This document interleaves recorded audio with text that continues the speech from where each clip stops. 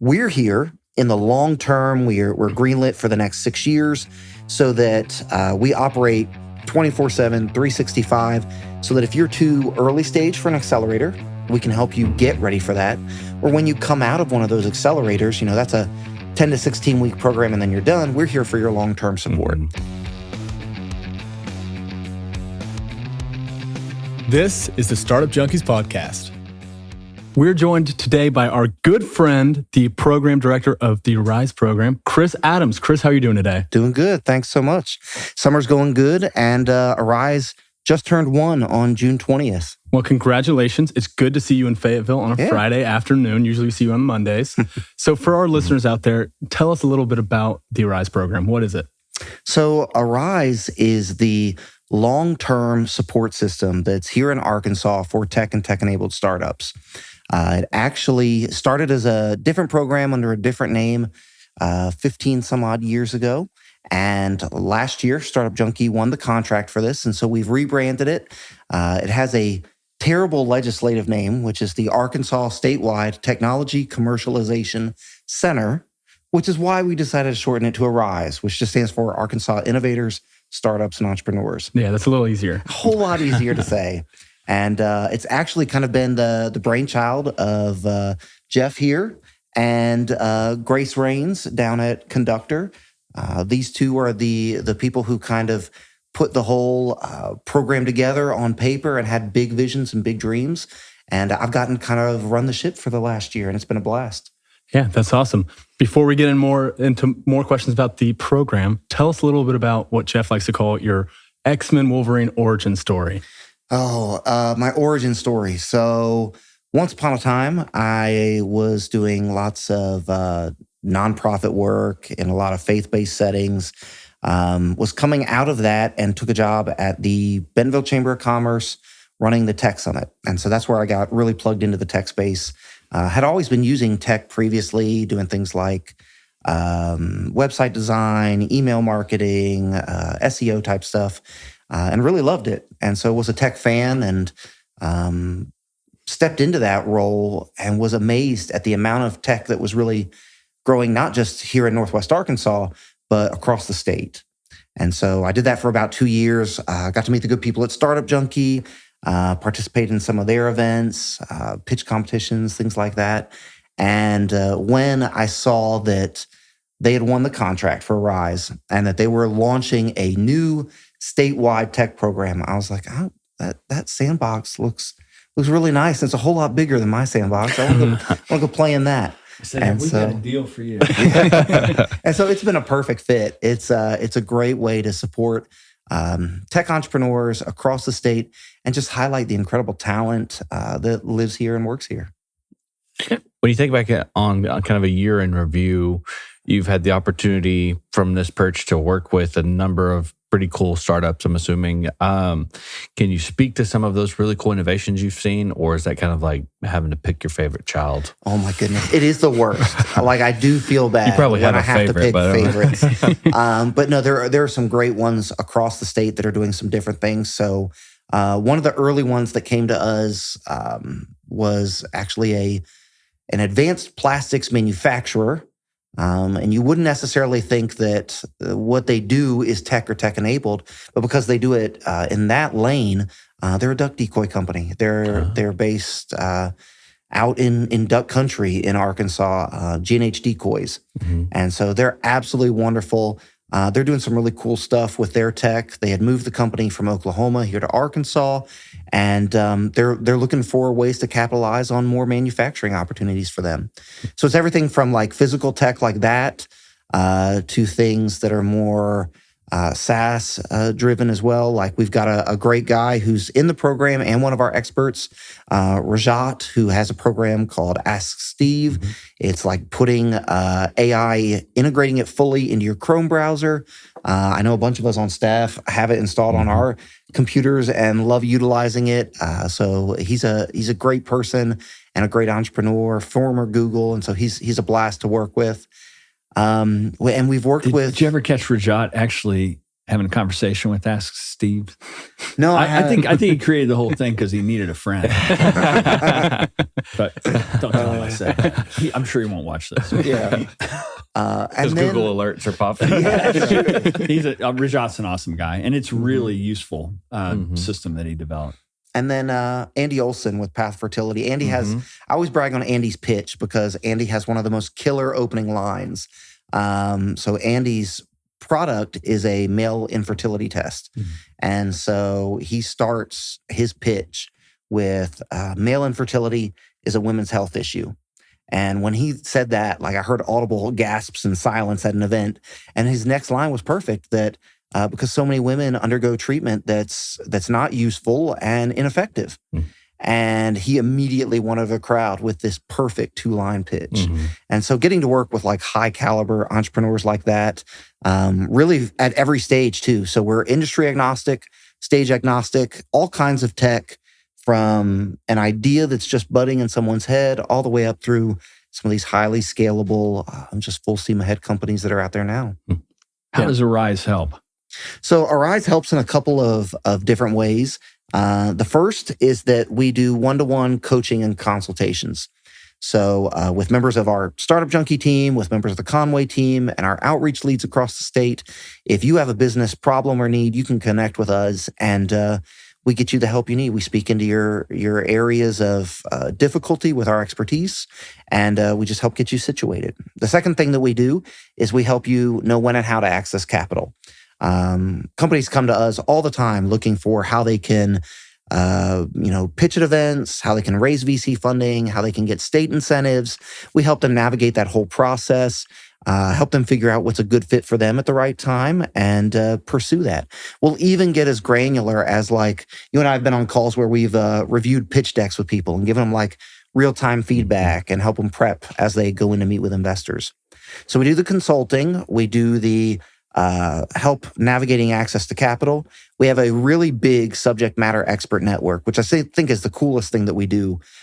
We have about 50 different individuals, all with different areas of expertise, from everything like basic business knowledge, HR, sales, marketing, to then the really deep tech of cybersecurity, AI, biotech, health tech. And so if you come into the program and you have a really niche startup that is in a specific lane, we either have someone who can help you or we will find someone who can help you. And that's been the coolest thing to kind of manage and operate, is getting this great bullpen together of these all-stars from across the state who can speak into any industry and into any stage. So the consultations, the access to capital, the subject matter expert network, and then we do a lot of in-person and virtual events. We will team up with our friends at Startup Junkie, since we are under the Startup Junkie umbrella as a program. And we'll also team up with Conductor, with our LRIC, the Lithium Regional Innovation Cluster in Southwest Arkansas, and just friends and collaborators across the state. So those are the 4 big main things that we do to help companies here in Arkansas grow and scale. If someone's got a tech-enabled idea or business, when's the right time for them to potentially consider going into the Arise program? Yeah, so we've had people as young as high school students sign up. If you haven't looked at the Bentonville Schools Ignite program, they have a stellar, killer tech program where kids are learning how to do and build and be the next generation of innovators and entrepreneurs at like 16, 17, and 18. And so a couple of them have enrolled in the program. We've gotten them connected with some part-time gig work doing what they're doing. We've recommended them for like internship type roles, and they get to then speak with our experts and all and join the program. And there's also no age cap on the other extreme either. Like we've got entrepreneurs and founders who are doing this like second career and building new things. So any age, any stage works for the Arise program.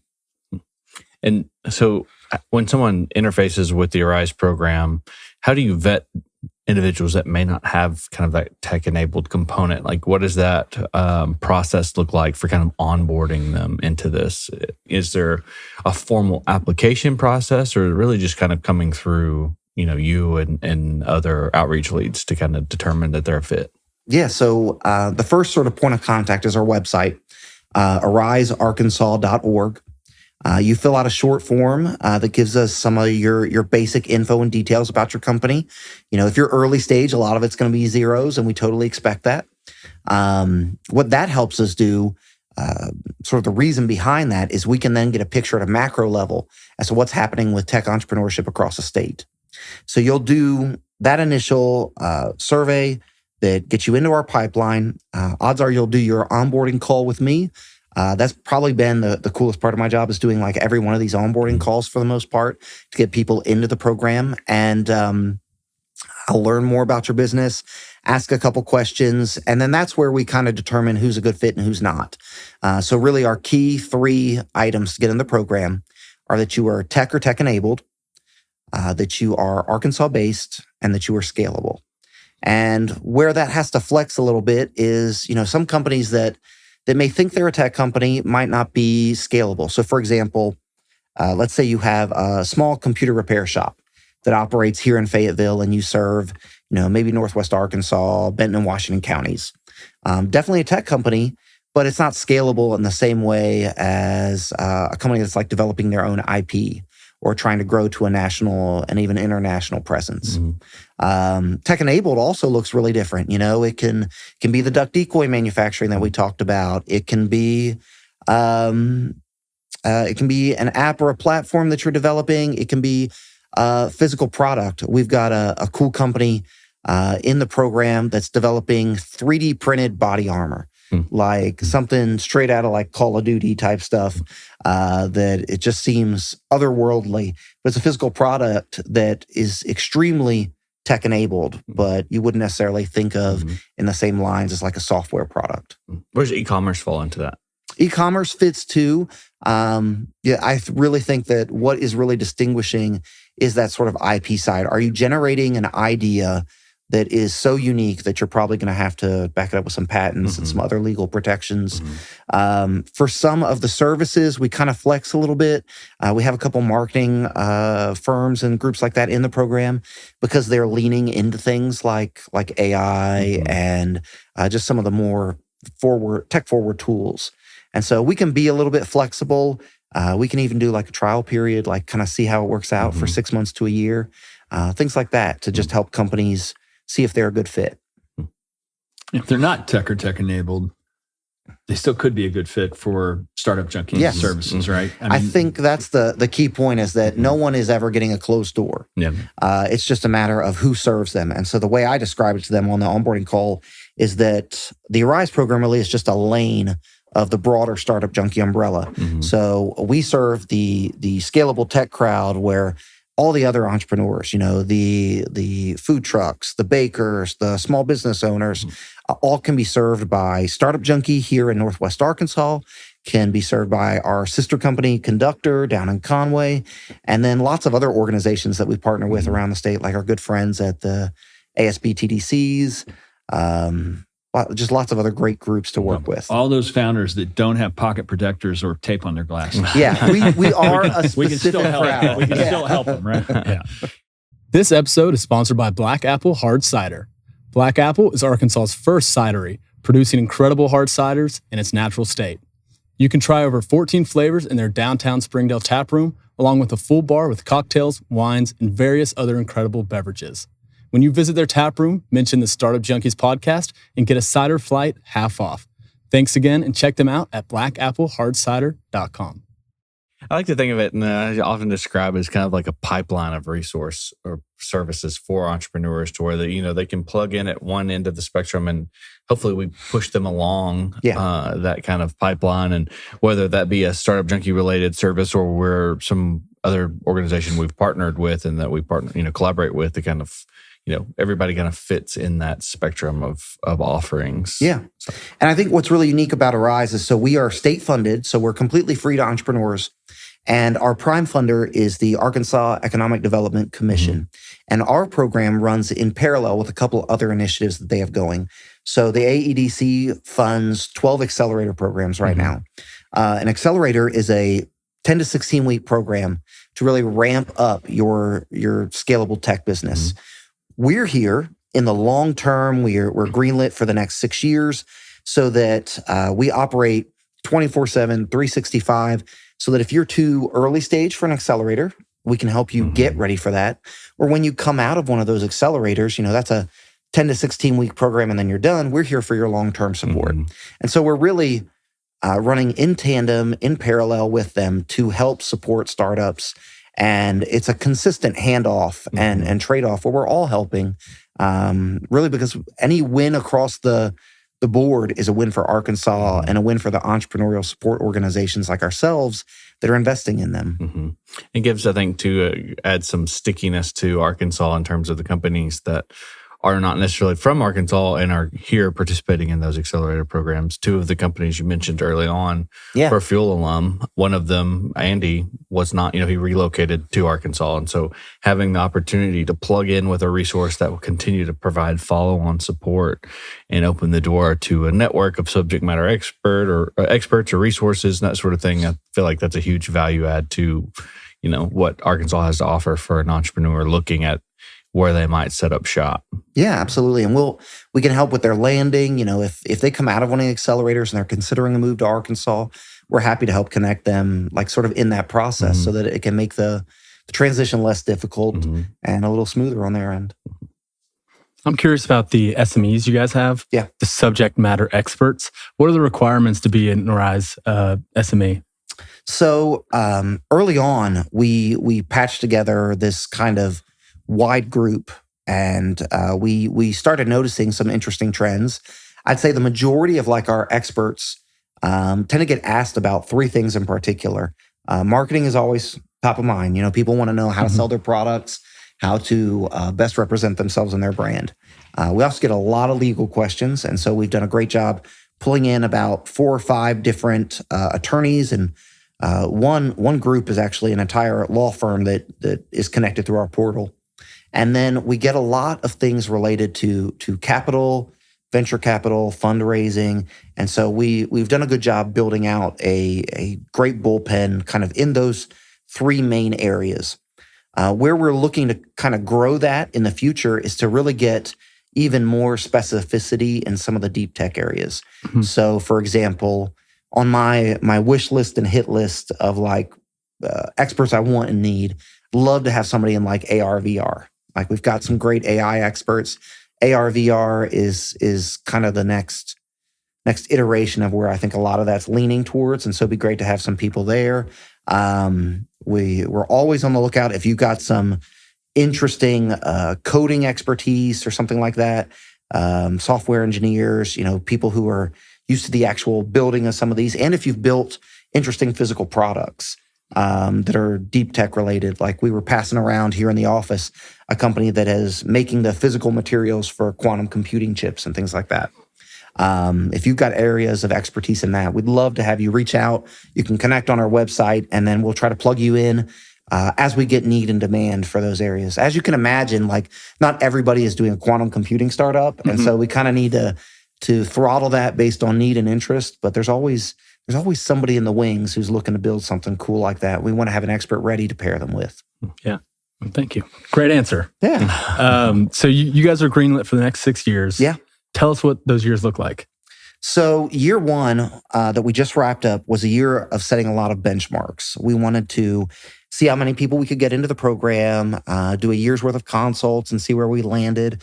I think I was looking at the numbers just this week. We landed about, I think we started some of the consults even before we officially launched in about March or April. And through the end of June, we had done 700 some consults. That's March of April of 24. Of 24. Yeah. So on average, even counting the weekends, 2 consults a day, which is great to have good volume like that. What we want to see now is we want to essentially take all the data that we got on the front end. So when you fill out your onboarding form, you let us know things like your revenue, how many SBIR federal grants you've put in for, how many state incentives you've put in for. And right now we're in the process of putting together our first annual report, totaling up all those numbers. And then we're going to benchmark that for 5% growth year over year. And so we'll be looking to go from the about 150 companies we have now to, 5% more. So we'll be looking to push upwards of 175, 200, and then keep doing that year over year. And really the goal is to eventually have every tech startup in Arkansas in some way touching our program for a macro level to get that raw data. We run something, or I should say the university runs something called the Arkansas Capital Scan, where they track like how funding operates throughout the state. We want to be able to help with that, and we'd love to be a good vehicle for some of the data tracking. We want to track things like 1 year and 5 year survival rates to see like where's the real pain point that startups are finding in their growth. And so the next 6 years really look like us ramping up everything we've done so far, continuing to do it incrementally, adding some new things that we didn't do early on, like some hackathons, really do some more partnering with some of the tech transfer offices to get tech off of the shelves at universities and research institutions, and then find ways to keep growing the program in a way that's where we're practicing what we preach, and we're taking our own medicine, and we're doing it in a scalable, sustainable way at the same time. Eventually, I'd love for us to just have a great model here that we can continue to grow and expand to where, as the state shifts its tech focuses over years, like if the lithium boom happens and just upends things, or if, the steel manufacturing in the Delta takes off in a different way, that we're nimble enough to keep riding the trends and being supportive regardless of what the future holds. That sounds like some exciting stuff coming up. It's fun stuff, especially given the natural state is really in a unique spot with the lithium play that's happening, with the cybersecurity and fintech in central Arkansas, the supply chain and retail here in Northwest, the cool things happening with steel and ag tech around the Delta and in the Northeast corner. Like Arkansas has a lot going for it. Mm-hmm. And so there's a lot of cool things being developed right now. Yeah. And as you think about kind of all that data collection, metric gathering, and just like the processes that, everyone that interacts with entrepreneurs, can you feed all that information into an AI component and create a AI consultant chatbot that will, be a subject matter expert in and of itself? It knows everything that your consultants have learned over the last few years. That's called Grok 4. Yeah, it just rolled out this week. So I was having to update my resume after I saw what it could do. I messed with Jeff early on and told him like I'd taken. We have the full-length version of the Startup Junkies book and things like that. And I'd uploaded it into ChatGPT, and I would asking it questions. I was like, if Jeff Amerine was asked about this, what would he say? And so I've definitely have my digital Jeff that I can ask questions to that we've built. And what's really interesting, like leaning into some of that AI stuff, is like we utilize it in the program to like transcribe notes and things like that. And it's really great to be able to go back and get summaries of calls, be able to say, here's where a company was the first time we went with them, here's where they're at the second and third time we went with them, here's how things have shifted. And really, it's been a great use to just kind of bounce ideas off of. In fact, we've got a expert who's out of Conway, Jacob Michaelis with Dave Creek Media, who's built his own sort of AI type platform where you can plug in, it's called Oxygen. You can plug in some details about your company. It helps crank out things like your lean canvas, your customer discovery, stuff like that. So AI and the field of entrepreneurship is like all moving together at once, which is really kind of cool to see. Now, so can you... Oxygen, AUXIGEN.ai. Yep. It is really cool. Now, can you develop an AI bot that like plans community events for like Startup Junkie or anything? Outsource all our work. Yeah. Host podcasts. I think there is one that creates its own podcast. Have you seen it? So there is one where you can like upload, I think it might be a Google one. You can give it like a subject that you want to learn about, and it will create rather than a transcript, create a fake podcast. And some of it's still kind of janky early on, like the laughter and the jokes like don't always line up. I could see that opening up lots more drinking time. Exactly. Yeah, plot twist. This entire episode is AI.